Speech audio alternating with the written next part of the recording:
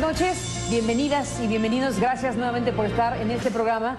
Y bueno, pues continuamos en esta serie que hemos desarrollado en Medellín, Colombia, en el marco del Festival del Premio Gabriel García Márquez, que impulsa la Fundación García Márquez, como sabemos, y que nos permite, bueno, conversar con grandes personajes del periodismo en América Latina, y hemos tenido oportunidad de presentarle varias charlas de diferentes temas, de diferentes países y con diferentes ópticas y ángulos.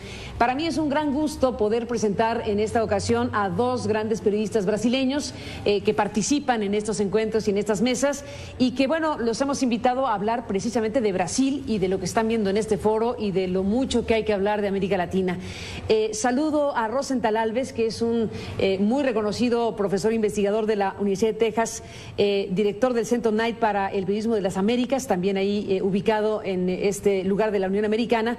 Él formó parte del equipo ejecutivo del Journal de Brasil, allá en Río de Janeiro, entre otras muchísimas cosas. Pero me quedo en esta parte porque Rosenthal, pues, es un periodista muy reconocido a nivel continental, y te aprecio que compartas con CNN lo que ahora vamos a platicar. Bienvenido. Muchas gracias. Y gracias a Marcelo Beraba, un director importante, desde luego, en su país, de este diario Estado de Sao Paulo. Forma parte de la Asociación Brasileña de Periodismo de Investigación, entre otras muchas cosas también, y parte de estas discusiones de colegas periodistas en esta región del continente. Muchas cosas que decir, pero desde luego Brasil atrapa la atención por mil razones. Estamos observando un proceso como no habíamos visto en un país de América Latina, y en Brasil desde luego, en donde investigaciones de alta potencia están colocando a las estructuras de poder en procesamientos judiciales, y esa espiral cada vez sube más, y estamos viendo cómo se realizan investigaciones de la potente petrolera, que ahora lleva a funcionarios y a empresarios de muy alto nivel a la cárcel.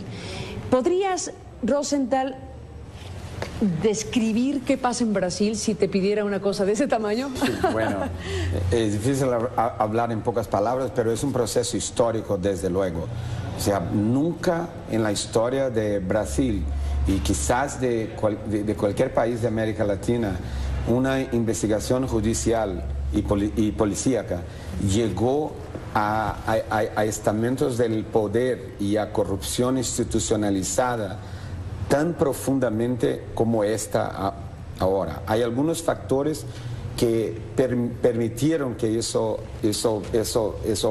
pasara. El número uno es un juez joven llamado Sergio Moro, que hizo otras investigaciones antes y que terminó perdiéndolas porque el sistema lo atrapó, pero que estudió, que se aprovechó de nuevos instrumentos jurídicos que hay en Brasil, y que ahora no está perdiendo. O sea, la confluencia de tener un juez que, además de estudioso, cree en la transparencia. O sea, que cuando sabe algo, lo pone en internet para que todos y avisa a los periodistas. O sea, que los periodistas saben también que queda mucho más difícil para las fuerzas ocultas parar el proceso. La otra cosa, una policía federal que es creada en una meritocracia, o sea, con concursos públicos, gente muy bien preparada, que son delegados que están investigando eso, junto con el tercer factor, que también es muy importante, que es un ministerio público independiente, un cuarto sector del poder. O sea, tienes el legislativo, el judiciario, el parlamentar y el ministerio público, totalmente independiente. También meritocracia con jóvenes muy estudiosos, abogados que están en eso. Y el último es lo que llamamos en Brasil de la delación premiada. Algo que aprendimos en las películas de Hollywood, que nuestras leyes napoleónicas no contemplaban, que era negociar la sentencia con el investigado. Es decir, sí colabora con la justicia. Sí colabora con la justicia. La conjunción de esto está causando toda esta bomba atómica política en Brasil. Una bomba atómica, creo que es una expresión apenas justa para lo que está pasando. Marcelo, ¿cómo lo ves tú? Es un marco histórico, de hecho, es un marco histórico por la extensión, por el método de trabajo que Rosenthal ha descrito. Son jóvenes, una generación nueva de Ministerio Público y que tiene una innovación en su método de trabajo que está de una manera sorprendiendo los grandes escritorios de grandes oficinas de abogados, ¿no? Brasil tiene una tradición muy fuerte de como buffet, ¿no? Buffet como bancas de las grandes bancas de que siempre buffet de abogados, buffet de abogados, esto que siempre actuaron muy fuertemente en el Supremo Tribunal y todo, pero de esta vez ellos están siendo sorprendidos con la rapidez que ellos están trabajando, la transparencia que ha descrito Rosenthal, con el preparo. Ellos estudiaron mucho Manos Limpias y otros grandes casos que frustraron, y tiene un dominio sobre estos recursos digitales de grandes bancos de datos que está sorprendiendo a todos, ¿no? Y la cuestión de transparencia es muy importante porque se pregunta mucho el papel de la prensa, por ejemplo, ¿no? Hoy no hay infiltración casi en esos casos. Está colocando a disposición de toda la prensa. Los depoimentos son millones se calcula que hoy hay como a disposición cerca de 1 millón de documentos del Ministerio Público, Policía Federal. Todo abierto. En Internet. Todo abierto. Entonces, el trabajo de la prensa es un trabajo muy importante de divulgación, de difusión, pero de comprensión del proceso judicial para informarlo. Para informarlo. Pues interesantísimo lo que nos cuentan Marcelo Rosenthal. Permítanme hacer una pausa y regresamos en esta conversación hablando de Brasil y su actual circunstancia. Regresamos.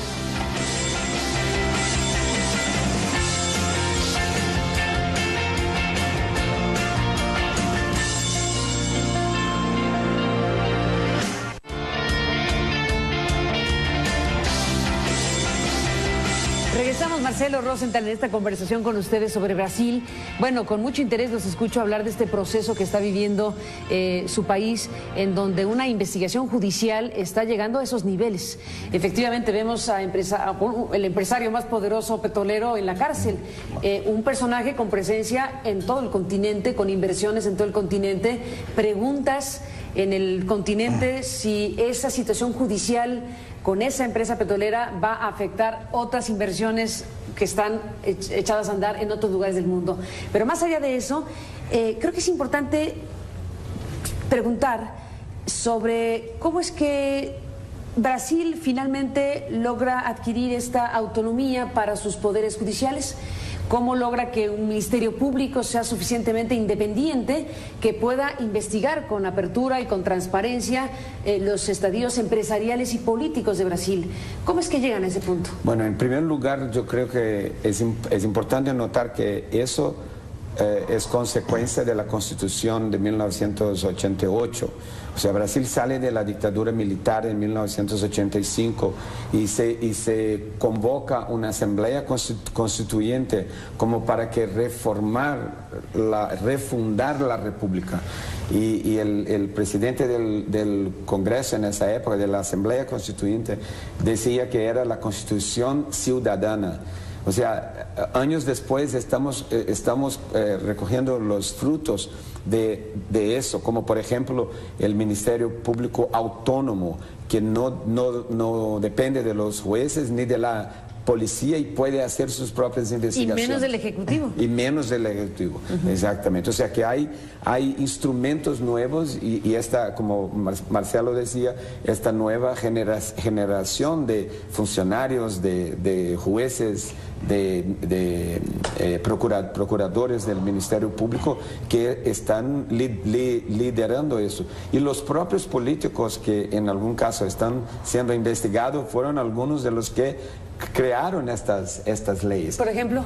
Pero, bueno, por ejemplo, Dilma firmó la ley de la delación premiada, de que puedes negociar la sentencia que vas a tener de prisión en cambio de información de que expliques cómo funciona la red criminal, la red delictiva. Hasta ahora fueron 28 investigados que optaron por la delación premiada. De estos 28, 22 nosotros conocemos los depoimentos y 6 no sabemos hasta ahora quién son.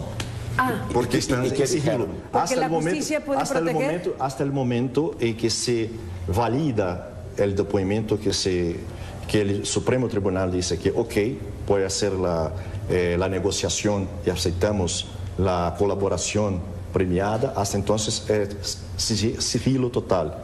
Pero sabemos que son 28 hasta ahora, hasta ese momento. ¿Y no coloca en zona de riesgo a los personajes que colaboran con la justicia al saberse su identidad en cualquier momento del proceso? No, en este caso no, porque están presos. Están presos. No, son crímenes, no todos están presos. Son delitos. Varios no están presos más, pero son crímenes de... Cuello blanco. Esto, no son crímenes... No son de narcotráfico. No son de narcotráfico, nada, pero hasta ahora esto fue un instrumento muy importante para... Hace un momento mencioné que el asunto ha llegado a niveles muy altos empresariales y del ámbito político. ¿Qué sucede con el sector empresarial en esta investigación? Bueno, el hecho de que tienes presidentes de empresas en el cárcel en la cárcel es increíble. Varios de ellos. Son varios. De los más grandes del país, de los más grandes del continente, en la cárcel. Eso es increíble porque...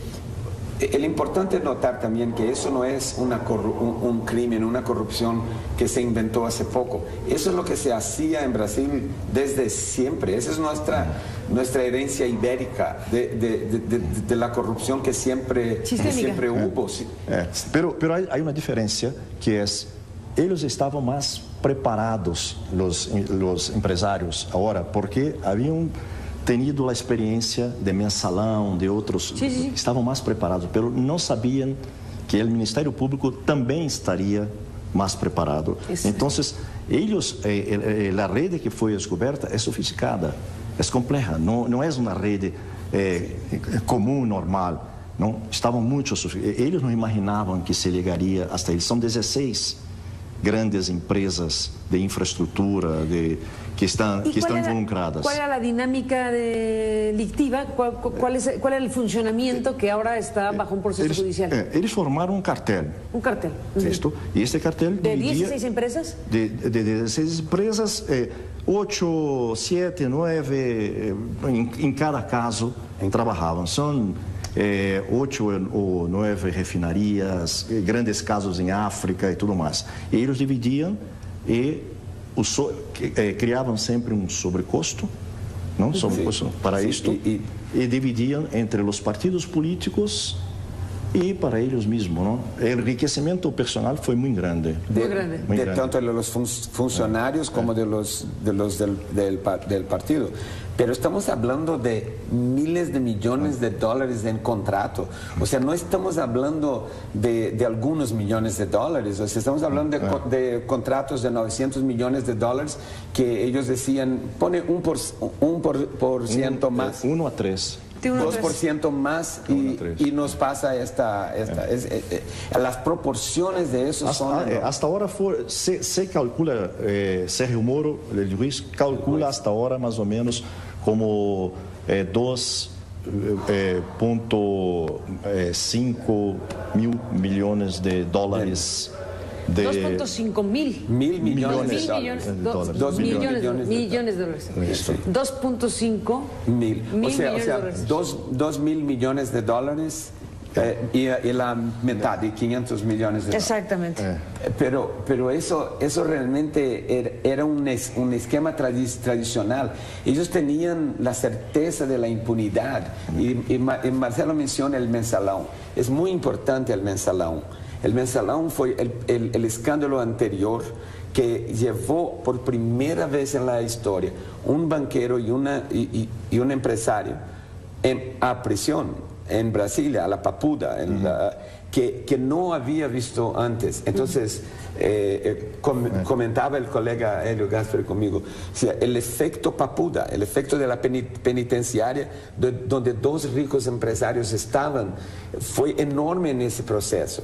Porque cuando un empresario, cuando un procurador hablaba con un empresario en Brasil sobre corrupción, decía, tú puedes ir para la prisión por 10 años. El empresario se reía. Claro que no. Pero ahora ellos decían, usted puede ir para la prisión por 15 años. Y él empezaba a reír y decía, acuérdense de la Papuda. Claro. Acuérdense de los dos que están en la cárcel. Y hay empresarios, pero hay también los políticos, ¿no? Sí. El hombre fuerte del primer gobierno de Lula, los primeros años, que es José Dirceu, que fue presidente del ex-guerrillero brazo derecho de Lula, ¿no? Fue preso en Mensalão y ahora está preso en Petrolão. Como parte de esta maquinaria, ¿en qué punto de este cártel funcionando así se destinaba dinero a los partidos políticos? ¿A través de las estructuras gubernamentales o directamente a los partidos políticos? Directamente para los partidos y para los políticos. Hay un punto que es importante. Las elecciones en Brasil quedaron muy caras. Muy caras. Muy caras. La última elección en Brasil, 2014, fue como 6.2 mil millones de reales, o que sea más o menos eso, 2.5 mil millones de dólares. La elección, toda la elección, o sea... Carísima. Carísima, ¿no? Entonces, hay necesidad de dinero para esta red de partidos, de políticos, y esa es una de las causas. Déjenme hacer una pausa, Rosenthal, Marcelo, volvemos en un instante más.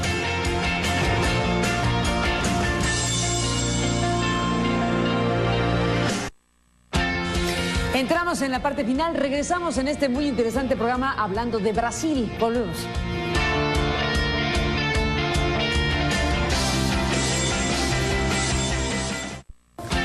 Bueno, se nos acaba el tiempo, Marcelo, Rosenthal. A los dos, gracias por explicar de esta manera lo que está sucediendo en su país, que es fascinante en términos de proceso judicial, político y social. Y desde luego para países como México y la región entera, viendo lo que un país como el de ustedes está haciendo.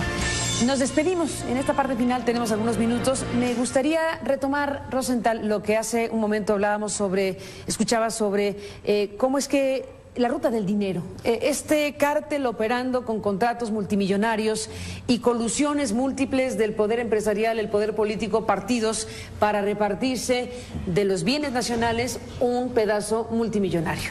¿Cómo es que se conecta la cuestión política en términos electorales y en términos de distribución de poder político a partir de esta maquinaria? Sí, de muchos años. Los dineros iban de las maneras tradicionales en maletines de dinero, en efectivo o depositados en cuentas en Suiza, del tipo de la corrupción latinoamericana normal. Pero también hubo muchos dineros que fueron depositados a nombre de los partidos legalmente, por los empresarios que tenían que pagar, que cobraban el sobreprecio de Petrobras. Y lo más interesante es que al hacer la cosa legalmente dejaron unas huellas que ahora los procuradores del Ministerio Público y los jueces están mostrando una conexión entre contratos y entre donaciones millonarias legales, pero que hay emails, hay documentos, como decía Marcelo. Y delación también. Y delación, o sea, cercando todo. Y entonces altamente documentable, se prueba, porque las donaciones eran legales. Así es. Legales, pero en medio de un circuito ilegal. Es un proceso todo con muchas pruebas. muy consolidado, muy sólido. ¿Con qué te despides, Marcelo? ¿Cuál sería tu comentario final para este programa? Es un proceso muy positivo, muy positivo. Vivimos una crisis. ¿Le va a costar la presidencia a Dilma? Es posible, no es cierto, no es seguro, pero porque está muy cerca de ella, sí. Con la cuestión del financiamiento de campaña de 2014. De la campaña de ella, de la reelección. ¿Ella recibió financiamiento de esa estructura? Sí, ¿Esa es la presunción? Esto, ¿Es la dice presunción? que sí, pero no hay pruebas ahora. Entonces es una presunción. Esa presunción, pero está muy cerca, ¿no? Yo creo que el tren del impeachment salió de la estación. O sea, hay como 22 propuestas de impeachment en el Congreso ahora y el presidente del Congreso tiene que decidir qué es lo que va a hacer, ¿no? ¿Verdad? Sí. Y ahora, si el tren va a llegar o no es otra cosa. Es otra cosa. Pero el tren del impeachment ya salió. Ya salió. ¿Y Lula da Silva? Bueno, las investigaciones están muy cerca de él también. Pues ciertamente es un caso impresionante el que está en curso en Brasil y desde luego les agradezco mucho que hayan contado y explicado lo que han contado para este programa. Gracias, Marcelo Beraba, por estar aquí. Gracias por acompañar este programa, y Rosenthal, gracias a los dos. Bueno, yo no sé si sea un exceso de mi parte, pero ¿con qué frase se despiden después de todo esto? ¿Qué esperas para Brasil, Marcelo? Bueno, yo creo que es un momento de crisis, es un momento de frustración muy fuerte en Brasil, por crisis económica, política, pero es un momento también muy rico por esto, porque es un proceso que empezó con la Constitución de 1888, pero sigue con mucha fuerza.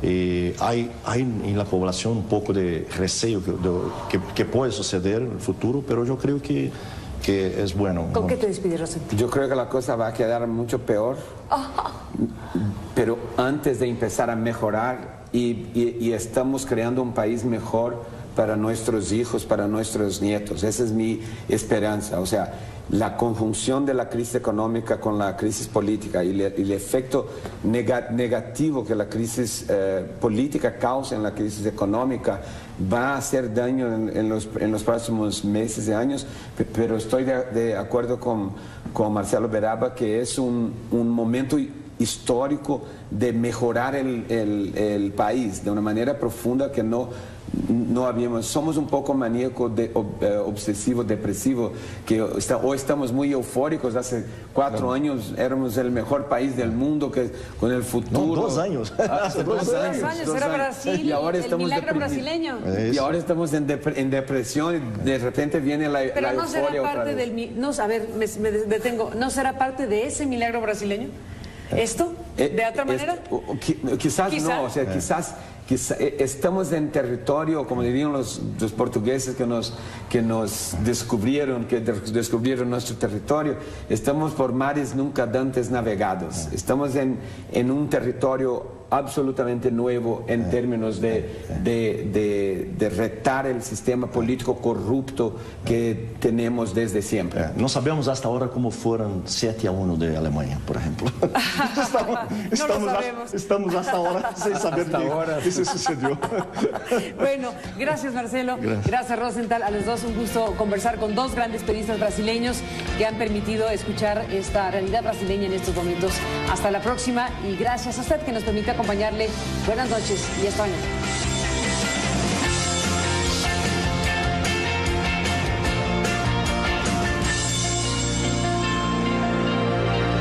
Latina. Saludo a Rosenthal Alves, que es un muy reconocido profesor investigador de la Universidad de Texas, director del Centro Knight para el Periodismo de las Américas, también ahí ubicado en este lugar de la Unión Americana. Él formó parte del equipo ejecutivo del Journal de Brasil, allá en Río de Janeiro, entre otras muchísimas cosas. Pero me quedo en esta parte porque Rosenthal pues es un periodista muy reconocido a nivel continental, y te aprecio que compartas con CNN lo que ahora vamos a a platicar. Bienvenido. Muchas gracias. Y gracias a Marcelo Veraba, un director importante, desde luego, en su país, de este diario Estado de Sao Paulo. Forma parte de la Asociación Brasileña de Periodismo de Investigación, entre otras muchas cosas también, y parte de estas discusiones de colegas periodistas en esta región del continente. Muchas cosas que decir, pero desde luego Brasil atrapa la atención por mil razones.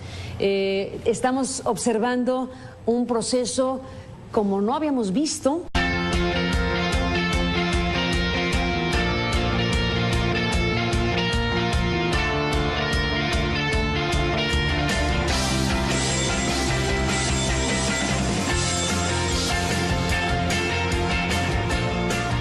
Buenas noches, bienvenidas y bienvenidos. Gracias nuevamente por estar en este programa.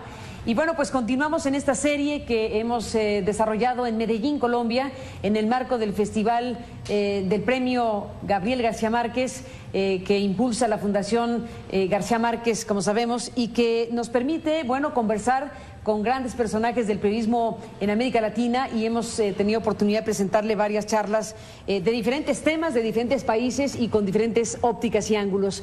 Para mí es un gran gusto poder presentar en esta ocasión a dos grandes periodistas brasileños que participan en estos encuentros y en estas mesas, y que, bueno, los hemos invitado a hablar precisamente de Brasil y de lo que están viendo en este foro y de lo mucho que hay que hablar de América, en un país de América Latina y en Brasil, desde luego, en donde investigaciones de alta potencia están colocando a las estructuras de poder en procesamientos judiciales, y esa espiral cada vez sube más, y estamos viendo cómo se realizan investigaciones de la potente petrolera que ahora lleva a funcionarios y a empresarios de muy alto nivel a la cárcel.